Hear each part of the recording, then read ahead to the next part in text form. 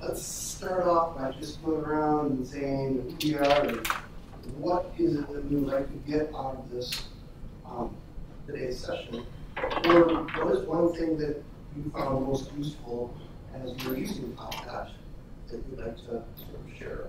And what we'll do is we'll write them down, and as the conversation ensues, if there's something on the list that we can visit and say, oh, I didn't talk about that.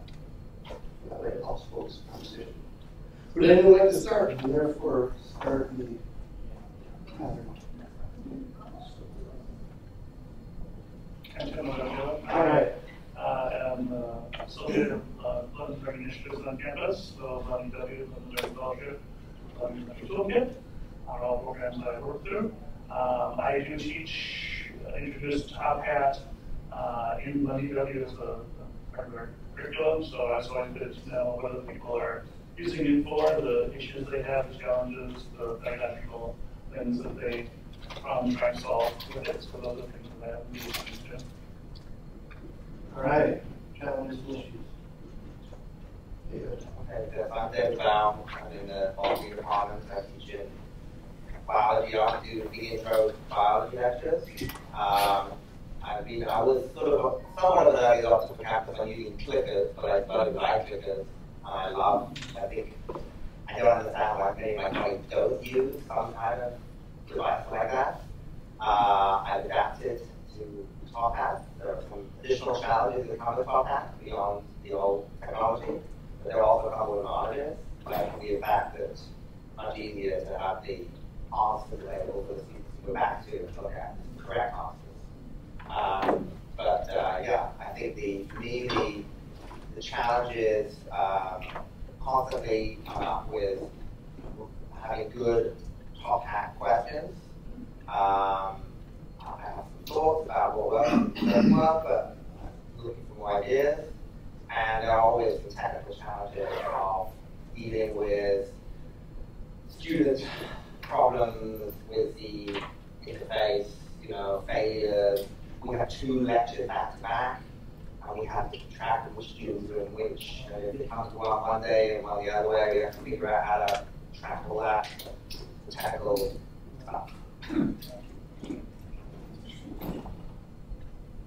All right, Dan. Hi, I'm Dan Powell. I work with Joel here at 218. I work on the REACH initiative, which is a program to transform the teaching of high equivalent courses. And one of the faculty groups that I work with use Top Hat, but as I get into it in a kind of haphazard way. And so I'm looking for ideas about how to make Top Hat a more purposeful and effective.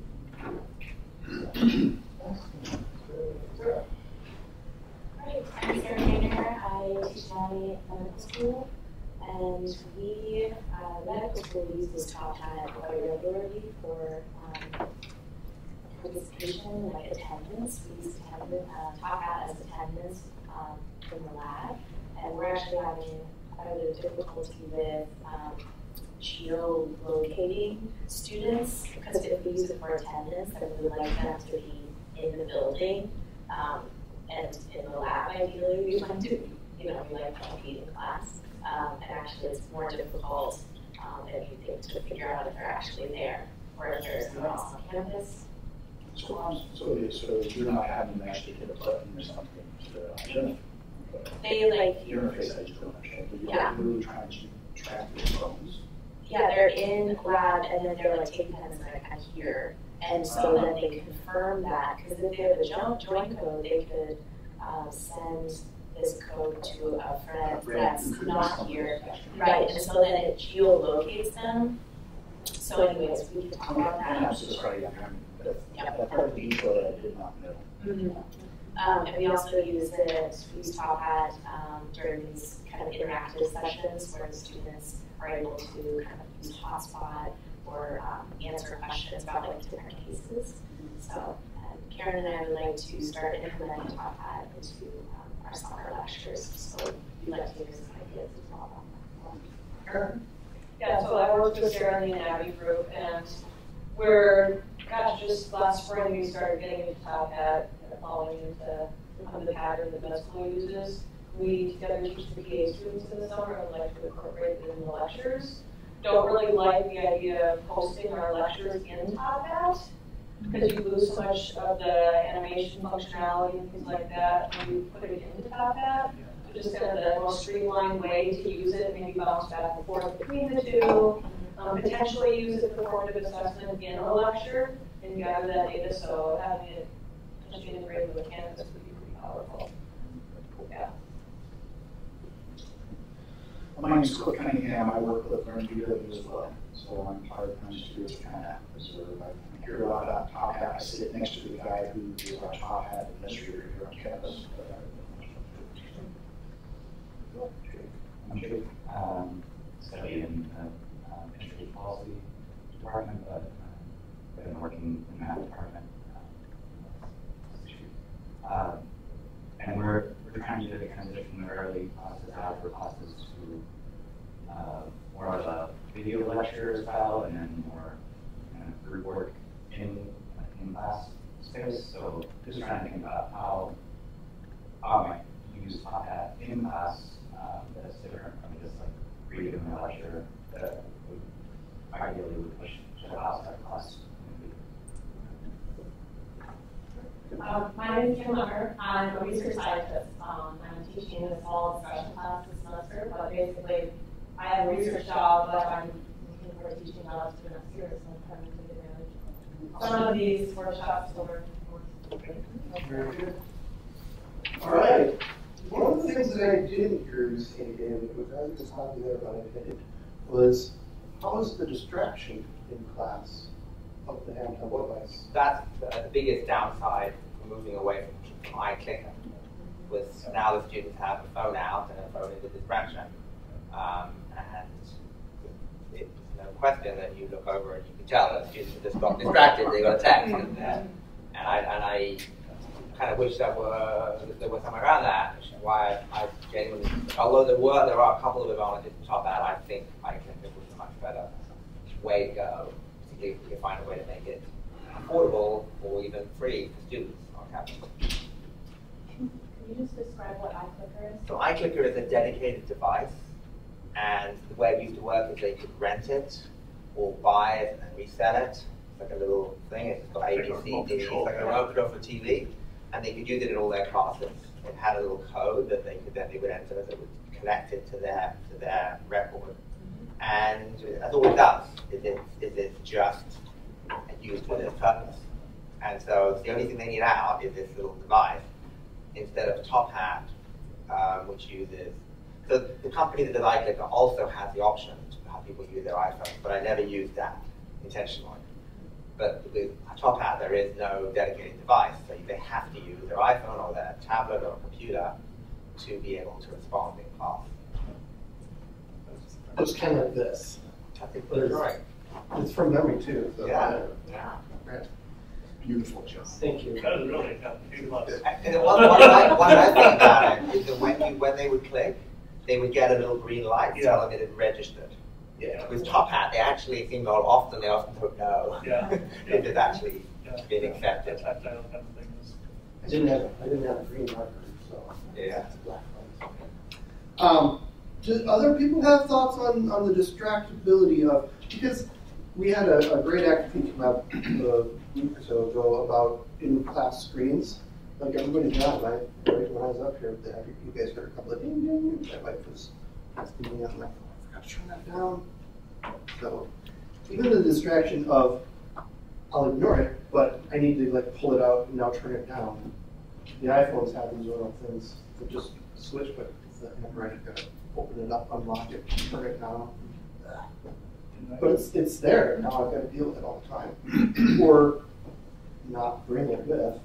But here we are in a Top Hat demo today, so I have to bring it with. So it's kind of requires a different workflow for me, which I'm not used to yet. Yeah. So this course that I'm working on, last year was taught in a lecture format and used Top Hat heavily. This year is taught in an active learning classroom active learning format, and Top Hat is used quite lightly. And I would say that last year there was a lot of screen distraction, but I don't know that I would say it was because of Top Hat. I would say it was kind of fluid habit anyway. by mid-semester, the students have realized that they can check out for most of the time. And they have to. Yeah, I was going to say that's So, yeah. I don't know that Top Hat made it in any way worse because there was, the instructor was not going to assert some sort of no screen policy at the beginning anyway. In fact, he wanted them on the screen to look at slides and things, so it was already, So you're right, this is just a different paradigm, distraction. But the active learning classroom itself, by having them face each other, was what ended up shifting them away from the screens because it was kind of embarrassing to sit next to somebody and have that person see that you're shopping when it's only That's actually, yeah, so that's a really interesting point. It's the anonymous lecture. If they feel like a number or, just a seat position, it's easy for them to check out. But if you're actually sitting across from somebody or next to somebody and you're working together on a problem, and then I check out on that. So that's kind of neat. Karen, you were going to say something as well. Yeah, I'm just thinking, our students in the classroom, not the lab, always have their devices open. All their materials are digital, they're taking notes on their laptops, and I don't have one right now. I have actually an email notification. I don't have any text notifications, but I think that they're getting those notifications on their devices. So whether it's iCenter or not, I think they're going to get those notifications. We can just kind of sidetrack into it. And you have in your labs, you use Storyline or Articulate, right?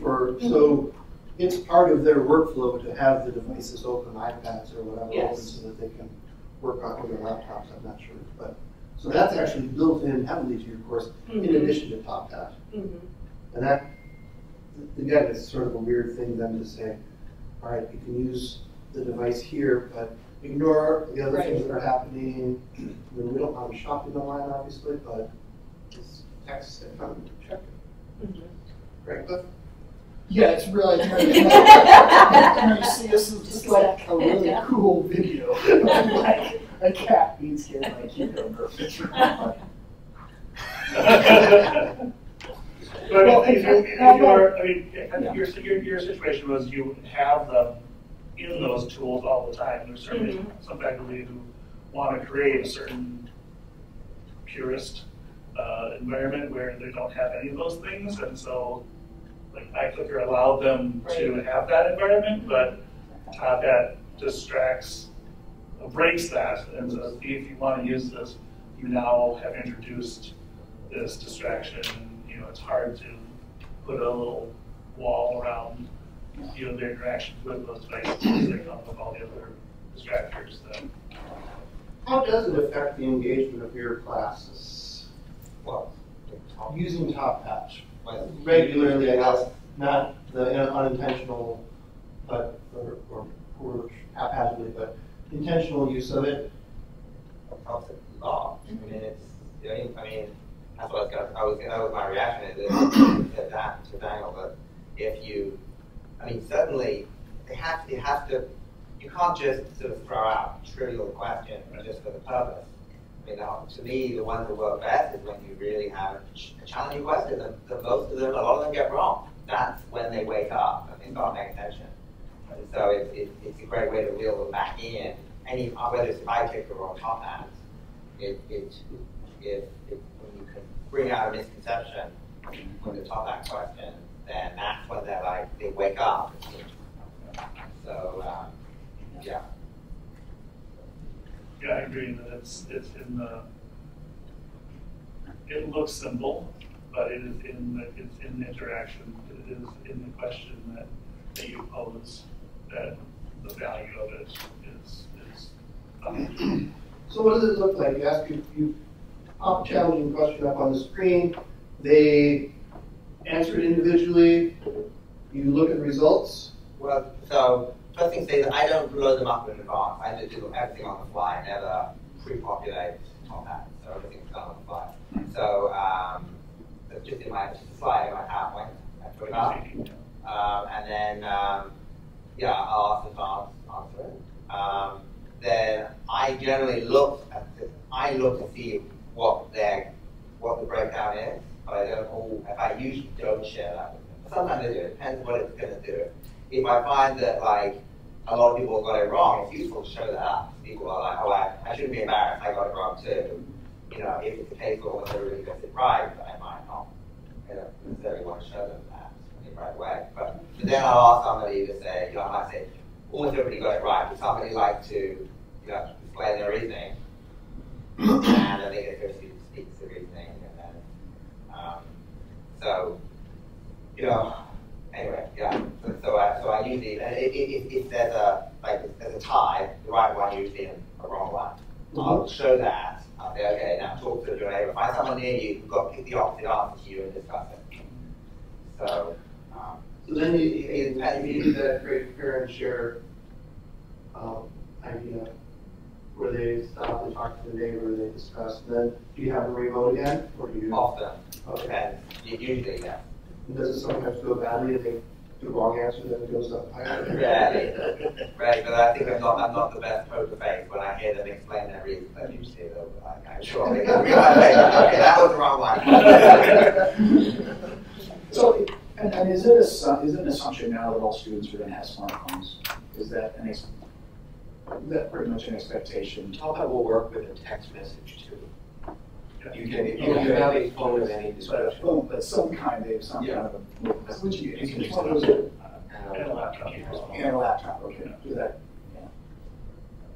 So which is fine. age device is of course texting or internet. Not assuming most people can access. We had laws that percent breakdown. in the course of 2 semesters for like 800 students, there was one student who came in and said, I'm not going to bring any electronic thing with me in class, I won't do it.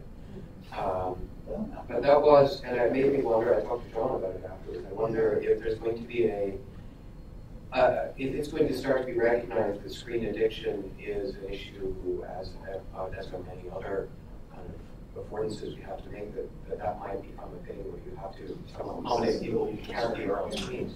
But this person said he goes from the class over to a computer lab and spends his day in a computer lab. So it's just a choice on his part. So I'll do that for you. But he can always write the letter down. Sure. Yeah. And it's an interesting thought, though. I mean, I could imagine whether people burning pieces that come forward where you have them not. You have to give them another way to make those points. That may be a thing. So at what point does phone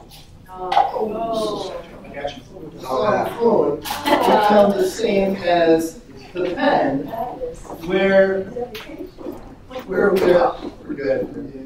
It's fine. It's not fine.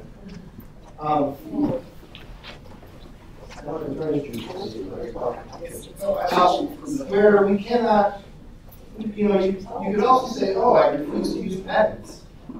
I refuse to use paper. I have an allergy to wood paper or whatever. I mean, at what point is it not our, it's just kind of tough. You're in the classroom, use the tools of the classroom.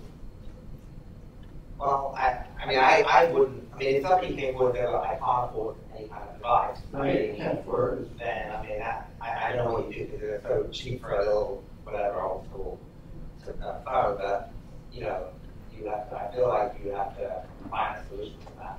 And I know that there are people that have, there are actually, I've heard faculty say, you know, look, here's my little phone that, you know, it no longer works, but the Wi-Fi still works on it. So you can use that and just bring it. It's up to you to keep it charged, which is the other thing, right? Because if you bring it to charge it, you've got the device, but it's dead. So what do we do about that? Well, so that raises the bigger problem. I don't know how you guys deal with it, which is the inevitable students whose phone is dead, they've got their phone is stolen, and they went and the way I don't know what you do, but we actually have, there are points online, and not very many. The full number of points really is. They appreciate how small it is. But there are some points online. Yeah, what do you do? And that's the biggest hassle. And the reason that my co-instructors stopped using it. They are in class. Well, and in those classroom spaces that have charging capabilities and plugging capabilities are equally important. Increasingly important now as we start to use these devices, when we get into these classrooms that have no electricity or where the aisles are set up as tripwires because the cords are running across them. Yeah. Yeah, we have, I mean, the students generally use their own devices, their smartphones, to answer our questions, but we provide the iPads that they use with the dissection instructions. So if their device failed, they could just use one of our devices in that setting. And do you have students who prefer to use their own, or do they all pretty much take advantage of? They use their own. They use their They'll own. just extend their, do their 3 questions. So what do you think what things look like? So I wanted to, just show you, have you get into TopHat as a student, because oftentimes what happens with instructors, we don't actually see what happens as students in these spaces. I also wanted to kind of show some question types to show you just some real, very basic coordinate system issues too. So somewhere on the slide is this URL. So if you can open up a browser, you need to, if you get in TopHat, you need to log out of TopHat. We're going to have you go to this URL. You should see a screen that has a button that says log on as an anonymous guest. So one of the problems with TopHat is that if you're instructors, you're an instructor in TopHat and can't be a student in TopHat. So we worked with TopHat to create a space that allows us to show people how students engage in TopHat. It's kind of a back-end, very wonky system, but this is the way to do it. So yeah, if you can go there, you'll see a button that says anonymous login, and I'll show you what it looks like on.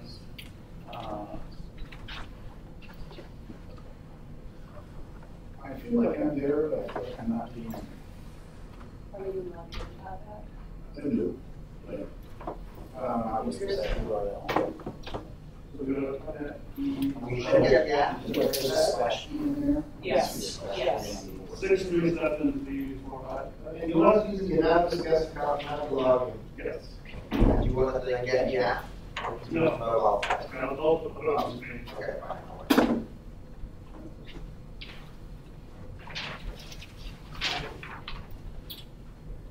There, you should just see a screen that looks like this. I'm sorry, what did you say about the anonymous or the other? This is what you want, is enter as a guest. If you enter login, you enter as instructor, you won't do more work. So if you can get to the screen using that URL, the URL that's on the screen, then you should be able to log in as a guest.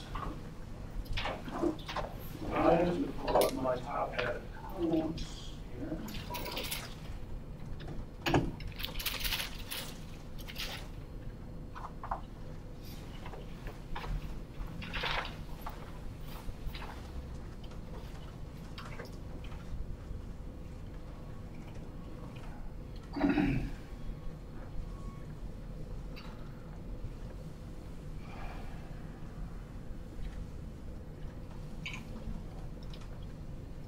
Okay, so I'm in as an instructor, and I created a bunch of question types here that just look at the different types of questions that are available. So on your handout, on the back side are all different types of questions that you can put in TopHat. So multiple choice, word answers, numeric answers, so John J. The NAS, where like numeric problems, formulas that are on the screen students can solve. Fill in the blanks, matching, clicking on a target, so you're kind of talking about clicking on a target, having a picture or something, say where is the phenomenon that we're talking about, for example. Sorting questions, so sort these in different areas, and then general discussion. So these different question types have different types of visual feedback with the results of you're talking about what you see when you show results. So I wanted to show you 2 types of questions, and which gets at kind of different levels of Bloom's taxonomy, if you will, or different levels of sophistication and problem solving. I think this is a really important part of TopHat is the question you're asking is what is facilitating the learning, right? So here's a simple question. Let's see. So I'm just going to present this question. Cool. So here's a question about Parkinson's disease. And what you need to know about the question is, what are the characteristics of Parkinson's disease? So this is a lower level type of question saying, okay, these are the things. And the answer, if you don't know, is gait. Okay? So this is something that maybe a student would have read something pre-class and read about Parkinson's disease and the characteristics of Parkinson's disease. So this is just basically a recall-based question. Okay, so and as people are responding, you can see they can text their answer here, or they can answer the question with your thing. And when I'm done, I can click the correct answer. So and was that progress bar across the bottom? Yeah, that shows you if things were going on. It detected, it knew ahead how many had been logged into the room, and therefore is counting that. Yeah, right. And I can show the responses to this. So I should, good job, I told you that answer. So, but to your point, if half the room said A and half the room said C, then I would say, okay, what is it about this? Why do you think this is an issue? Why do you think this is a characteristic of Parkinson's disease? We have some conversations about, is there some misperception of it?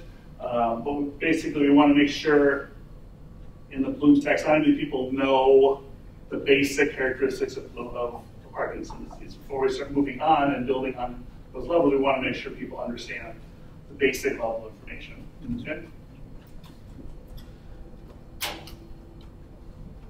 So let's see. Then another type of question. It's a higher level.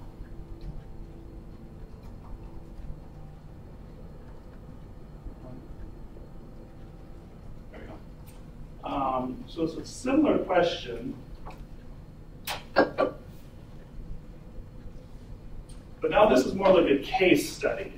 So here we have a person who is a nurse who is going to a home and observing these things, and we want as which is the greatest implication for the patient's care. So it's still asked, they still need to know that gait is the answer, but they need to understand what gait looks like and what are the characteristics of gait. So in this case, they're applying that basic knowledge and saying, well, actually, this is what would be a cause or a problem with regard to gait that would be a problem in terms of care. So this is an application-based question as opposed to a basic knowledge-based question. So what you knew though? Why is it a problem? Typically, you would have the question cut off. You can't see the well, this could just be the font size I have on the screen. I don't know why. Okay. But it could also just be the projector. So the difference between these is really kind of getting them to either to know what you want out of that question. So invariably that I have an activity later on in class that is going to facilitate this. I just want them to know. I want to know as an instructor whether you have the knowledge, whether they have the knowledge to build upon the activities of others. This might be the activity that we can put them in these case studies and have them diagnose a problem or suggest a solution, which is the best solution, and then see the results and have conversations afterward to say, well, why is this the best solution? Why did you think this was the best solution? So it gives, as an instructor, what I think the power of this is, walking into a room, is being able to see what's in your heads and what problems you have in terms of the understanding of the knowledge that they're coming in with. So if I'm at a podium, I don't know what the gaps in their knowledge are. Top Hat can really help me know, as I'm instructing, what those gaps are and what I need to do to get them all to the point that they need to be at by the end of that class session. So that, to me, is the most important part, is asking questions that get at those characteristics. So can I ask a general question? So finding out where you're at, in order to adjust to that, you then would need to change your lecture. So if you are a planner and you plan out, first we're gonna do this, then we're gonna do this, and then we're gonna do this, getting that feedback and throw a wrench into your schedule. Absolutely. Is that a problem? Are we adjusting? Are there strategies for adjusting to that? Do you just plan to do a little bit less in order to build in that buffer space? You can always, if you're doing PowerPoint, especially the word PowerPoint, you can have a few slides where if they do badly, we're gonna go through it, and if not, we're just gonna skip over those. Okay. As long as you've got stuff at the end to make use of their extra time. So there's levels of there's the essential things that they need to know, and then you can add a couple of nice to know things that, if needed, you can skip over those. It wouldn't be nice to be like getting ahead. I mean, Okay. keep it to the schedule usually. I was going to echo what David had said earlier as well, that at least a percentage of people in the room have got it right. So even if you haven't got the slides to go to explain it, you have the opportunity to turn back to the room and say, okay, well, I'm someone who had a different answer and discuss through why was that way, and they can return back to the room and let them teach each other at that point, and then move on.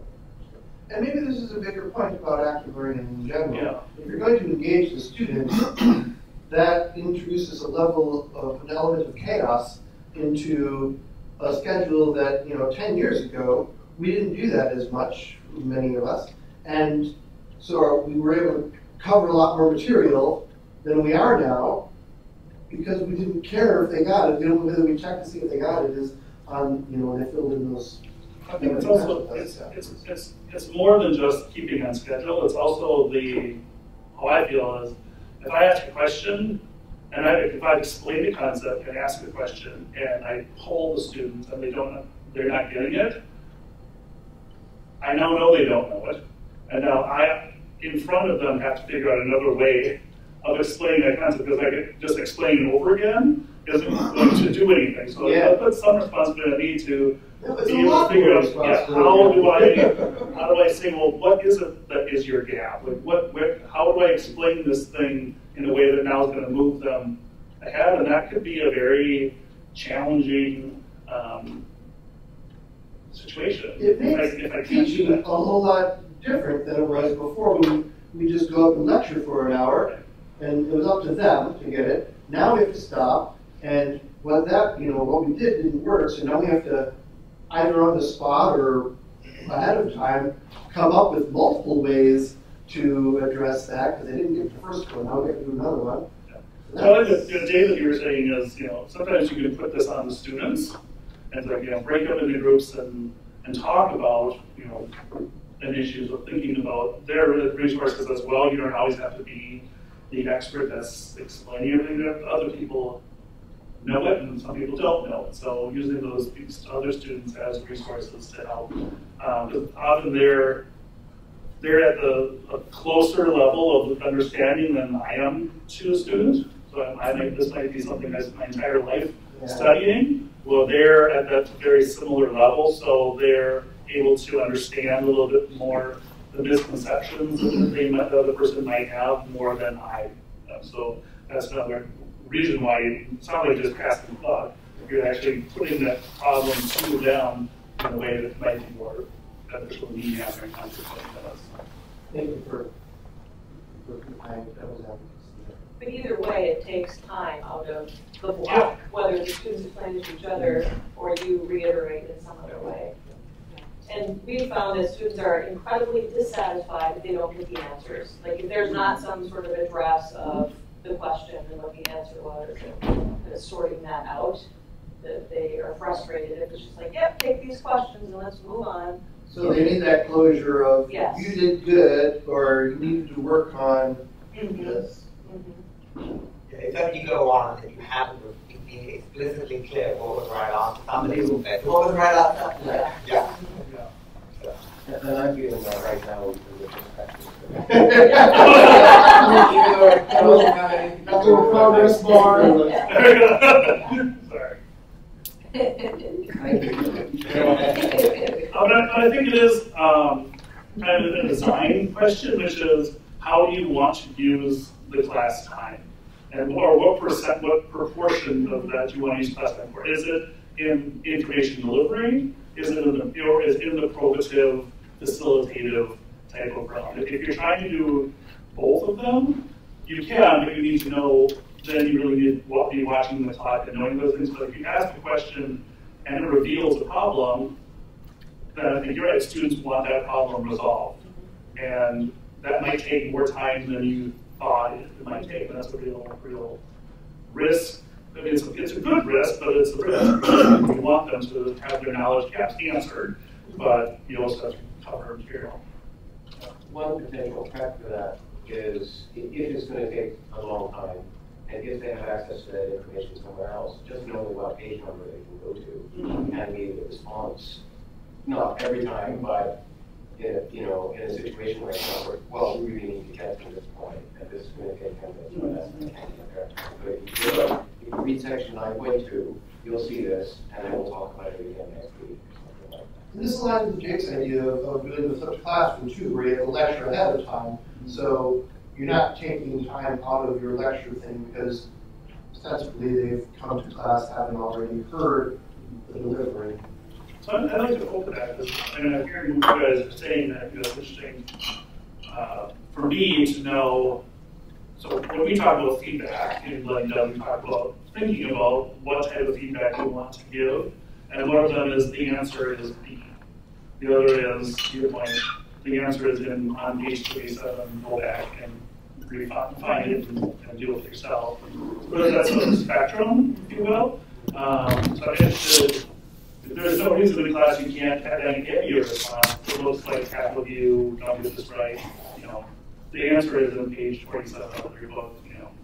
After class, we'll look at that. I'm interested in what your feedback is on your reaction to that solution in terms of how students might react to that. They wouldn't do it. I think many of them would do it because they're going to go to the next class, and all of a sudden it's gone because they're focusing on the next thing. And boy, I don't know if they come back. I wouldn't. I probably wouldn't. Sometimes, so say if we take longer than we need to, and I don't get to this, or more often it's just like I try to rush something at the end, and then I end up not explaining it well. Then I'll, usually I'll send an email later and say, here's a short video where I take more time to actually explain it. So. Then they don't have to necessarily remember, like, oh, I have to check on this certain thing. But they have an email that leads them kind of where they need to go. And then, I kind of set up at the beginning of the class, but there's no way that I'm going to be able to, in our class period, cover all the things that I want you to know. So I expect you to be doing things outside of class. So some of that time, here's where I need you to go to get this other bit of information.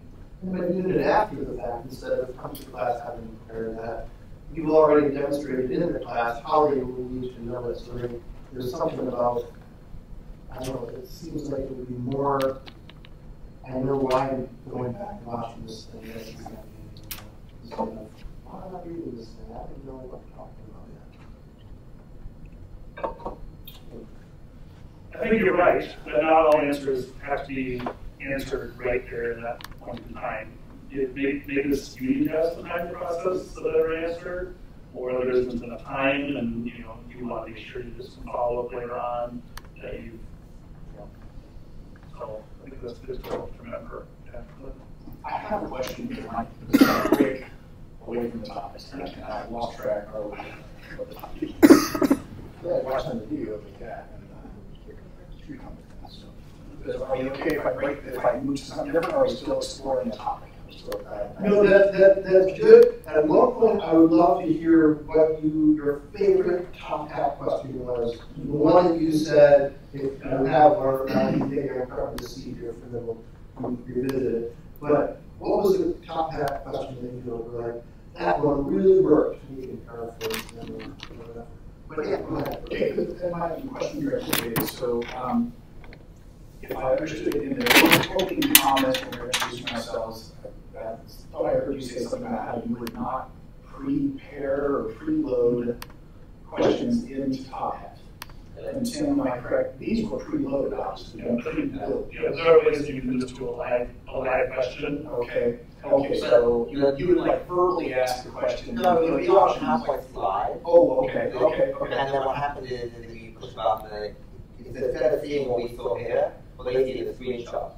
Screenshot of of that, and they think A, B, C, D, or whatever. And then just follow puts up A, B, C, D. Well, I tell them how many options to put. Gotcha. But The slide may give you what A, B, C, D is. Yes, the slide will. In addition, it will allow a screenshot and advice. Okay. Gotcha. Okay. But there is a nuance to it that you have to deal with if you're working in presenter mode. Because you've got, depending on which screen you have the top hat icon on, that's really gets grabbed. I've done the thing like twice. I'm clicking on the presenter screen, which has the next slide, which has the answer in it. So you've all got the answer on the question. And then likewise, depending on which screen you have the thing on, whether they're Instagram, whether they're responsive, they can see what they can't see it. Whereas, so you have to kind of keep dragging back and forth. For these, are these literally, do you build them within the Top Hat? There's a question type called choice, and you type in the question and the four answers. Okay. Yeah, so I think, which is what makes it look the way it does, yes. Right? With the little green thing on the B's. What you said is not going to do that. Right. But it still gives them enough of a simulation to Sure. so that they're going to be able to see it. All right, good. So yeah, I think it's really useful. Not everything has to be prepared. One thing is about active learning. We talked about LMW is, but the point of doing these things is to have spontaneity in the room, right? To have questions come up and to be able to respond to those questions, and Top Hat can be a way of facilitating those conversations on the fly. I'm a control freak, right outside of all me. But I also think that it's, I'm going to say something, I wonder if you can respond to whether you agree with it or not. As someone who just starts Top Hat, I think it's really useful to have a process by which you think about the types of questions you put in front of students. Once I feel like you get a mastery of that, how that works, it's easier to, on the fly, ask questions.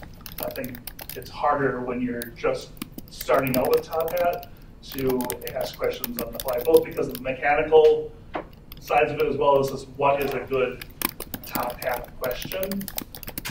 So I'm wondering whether you agree with that statement or disagree with that statement. If I'm are you asking about whether you would recommend that you do it in Top Hat right. or do it on the fly? Right. I would do it on the fly just because you just have to learn so little. You know, you just have to learn how. I mean, you're using PowerPoint already. You just got to write a question, type it into PowerPoint or whatever you're using, Keynote. Because all you got to learn is how to install that little thing that floats over it and push it up. But it's the choices. It's the writing of the choices that I think is important. Yeah, no, I agree. I'm just not sure why there's any. I'm not sure that it's any easier or harder to write the choices into Top Hat than just to. As you're writing the lecture, you stick in your answer. Oh, we're saying the same thing, but differently. Okay. I'm saying it as on the fly, like on the fly, thinking of four possibility on the fly is harder. Yeah, that's hard. Okay. Yeah. Yeah, I don't care. Whether it's in Top Hat or PowerPoint, that's different. Okay. Yeah. That said, have you ever done it where you hadn't thought of it ahead of time in the screen and we're like, oh, I've got a quick question for you, and you write A, B, C, or D, or I don't know. It seems like it would be too slow to even do that. That to me seems hard to think of four reasonable choices that somebody could respond to that wouldn't seem leading. Right. Yeah. It's like writing a good example. Well, exactly. It's not something you do in 10 seconds. Yeah. Right. So what makes good questions for Top Hat for your audience of tens or hundreds?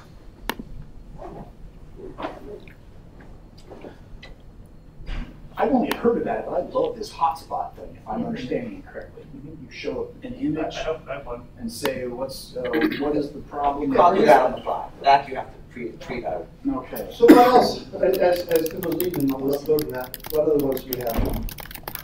Well, I love the ones where they're playing strengths and misconceptions, so that they get them well and wrong. Okay, Students get it wrong. so they're leading questions, but they're leading Well, people down the wrong path. They're not leading, I mean, yeah, so like you asked favorite ones, I mean, the ones that got me started on all this is just showing a little phylogenetic tree and saying, you know, is a frog more closely related to a human or a trout? Okay. And they're all going to pick trout. I mean, not if they, Right, water. yeah, or something, they're not all of them, but even the ones that done the reading in advance will probably still pick a significant number. And then it's a good discussion. They come down to that. So it's the questions that many of them get wrong and the most useful. All right, we've got a question to answer. So this is a good question. This is a stupid question, but I just because my father-in-law is a meat scientist, so this is a homage. But Oh yeah. this type of question can really get at a lot of misconceptions that are hard to verbalize. So by having them say, well, I think it's this, can help visualize it more than a multiple choice question can. Because you have to pick something. And it shows them what their knowledge is of this. And I just changed my answer. Does anybody actually know the answer? I do, but As long as it's on the page.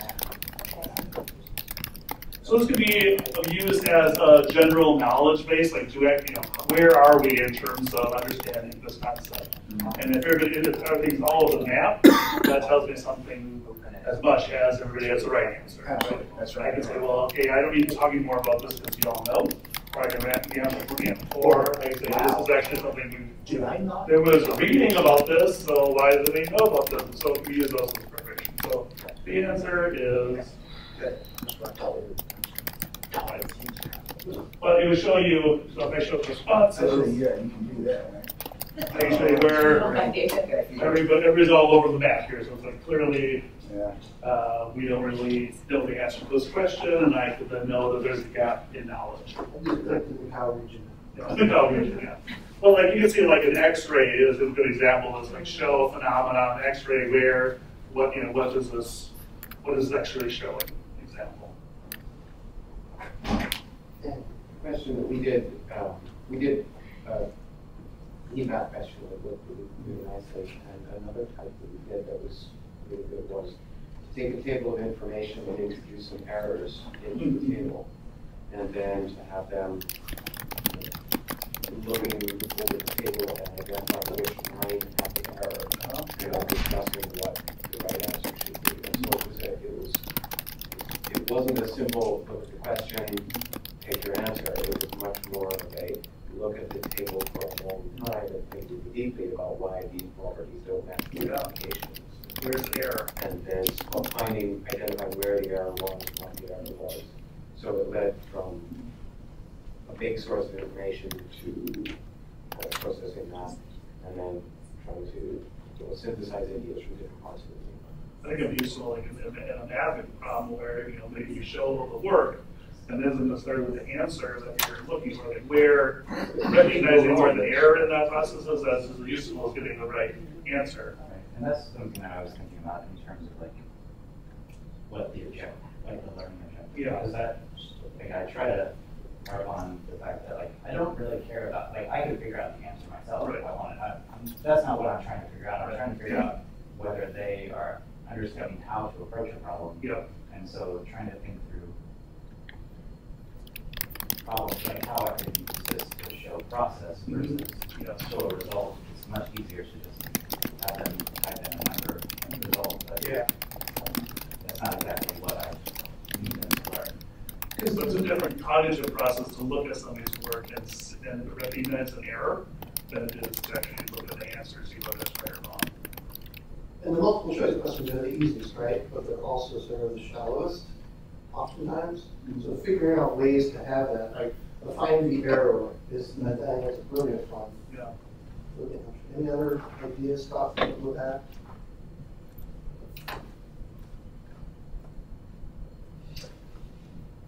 That said, multiple choice ones. How about what are some better or worse multiple choice ones? we said the leading questions were not so great. I think, like Tim's example, the application, multiple choice questions can be very challenging. Right. It's not just. The multiple choice doesn't have to be just real rudimentary based on knowledge. Right. You've got some sort of case scenario application. It would be good.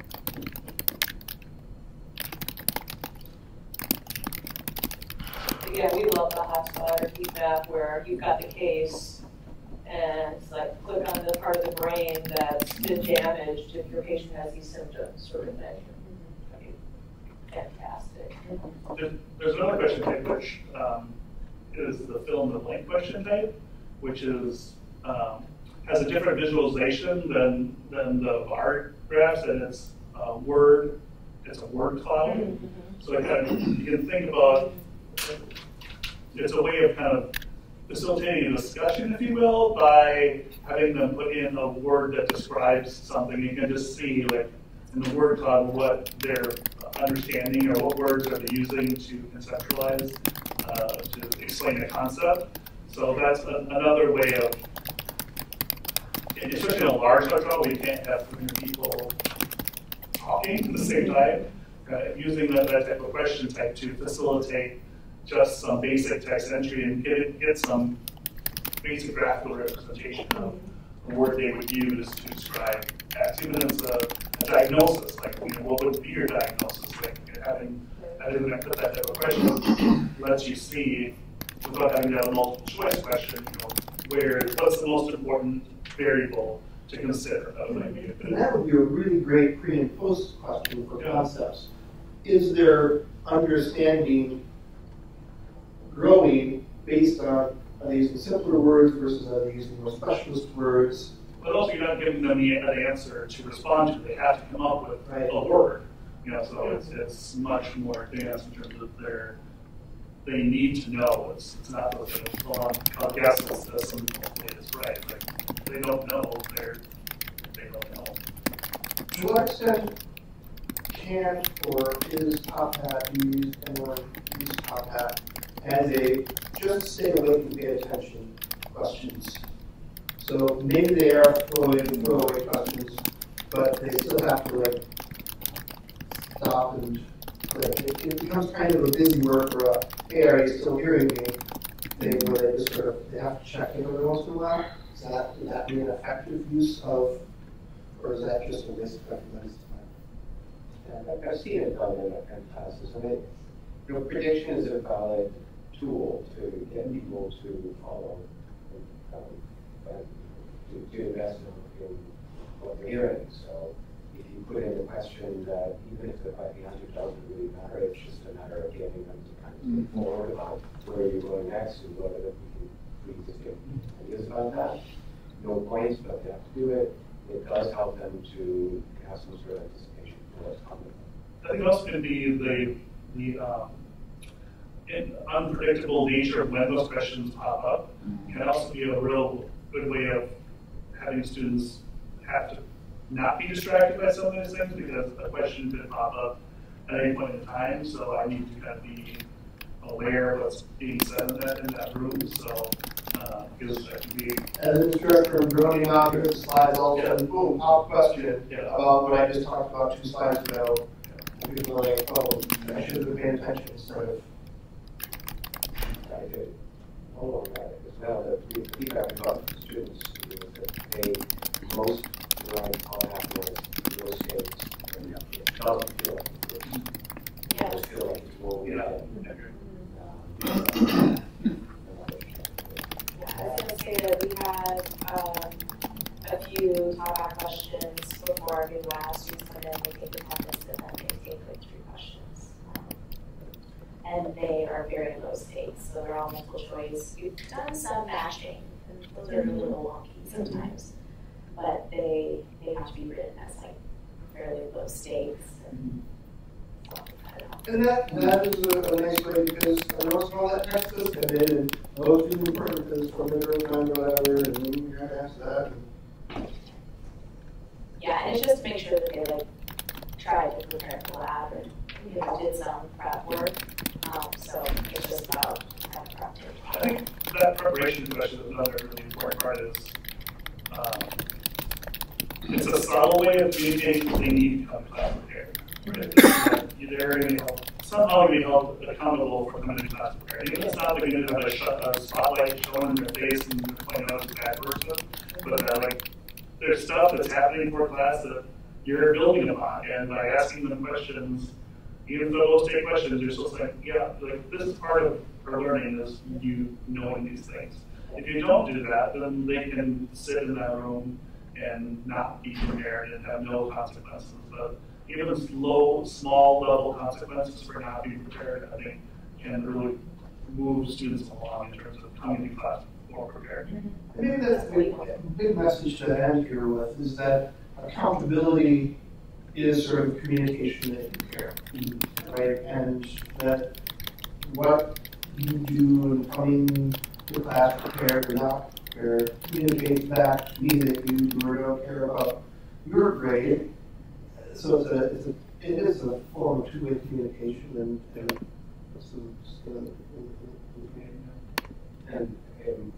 with that, it also is important to recognize that we don't always write questions that are perfect, and that there need, that's just that the students are selecting that are valid. So when you get a split between two answers, well, part of the accountability is to be willing to say, oh, why does somebody do this that way? Oh, once you explain it that way, I see why you're right. And that's something I don't know if contact does very well, how you do that as a second right answer or you have to throw the question out. But it's something you have to be ready to adjust from the feedback yourself too, because they'll spot it a lot of the, we're out of time, but man, I would love to dig into the idea of student-created questions. We've done that with quizzes and tests in the past. Do you agree with the compact questions? Or the question that I created as an instructor was terrible, can you rewrite it? That's what I think, we talked earlier about having, being closer to the learning moment helps sometimes know where the misperceptions are, where it's harder for us to know those things. So a logical choice from us might be harder because it doesn't have that same knowledge base to us. We are out of time. I would ask that you please fill out one of these little purple sheets for us, and I will get this to you so that you have one.